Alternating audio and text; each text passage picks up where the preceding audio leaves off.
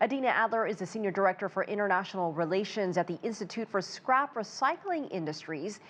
And I asked her about the massive amount of packaging needed for Singles Day. It's incredible to see the media pictures of all of the outside packaging, and let alone what the packaging is for each individual consumer good or whatever has been purchased. What's going to happen to all of that packaging, and is the infrastructure ready to be able to take that in? Because, you know, the Chinese government is putting in a lot of attention and resources and effort into recycling. And so we want to make sure that that material gets into that recycling stream, but are they ready for that? Are they ready for all the different plastics? There's mixes of plastics. You have paper boxes. Sometimes the paper boxes have plastic, filler to help, protect the items that are inside. It's a lot. So even I'm sort of curious what happens next. Here in the United States, there's a significant market for that material. So it does go into a recycling stream and can be recycled and then feed into the manufacture of new items or new packaging or new paper boxes. That being said, has that been able to keep up with the rise of e-commerce? I mean, we're not just talking about cardboard boxes, but what happens to these materials? I mean, do they really have a second or a third life? They can. It depends on the material.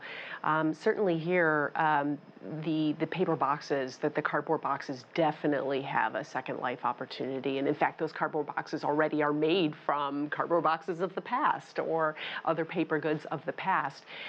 Plastics, definitely there is an opportunity and there's a second life. It sort of depends on how those packagings are designed. There are certain packages that have multiple materials sort of attached to each other, or the labels are too sticky to come off, and so that does call into question whether or not that they are recyclable or able to be put back into commerce. But certainly you are seeing that circular effect happening in the marketplace.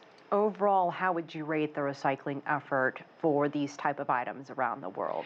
In the paper boxes and the cardboard boxes, I mean, it's a 200% thumbs up, that they do get collected, they do get to the recyclers, and they do end up in paper mills to make new boxes. I think the plastic still has room for development. We do have a lot of plastic packaging that is being recycled, that is making its way through that economic stream.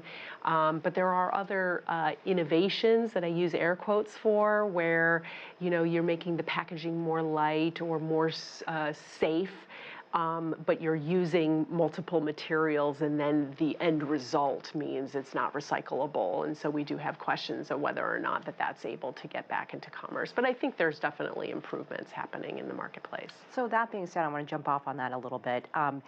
As we speak, is there a future for more environmentally friendly packaging? I know you used air quotes, but is that something that people are thinking about, how to make them friendlier, lighter? Absolutely, and I think there's different definitions of what does earth-friendly mean.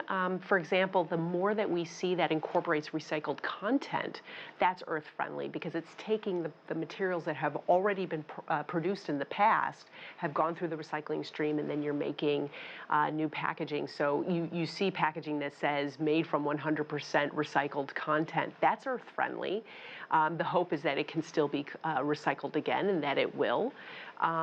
But are there alternative materials out there? I think that's definitely being explored. But there's always the question of what's the most economical as well as the most earth-friendly. But we're definitely seeing some innovation out there. And I don't know what that next great material is going to be, but I'm looking forward to finding out.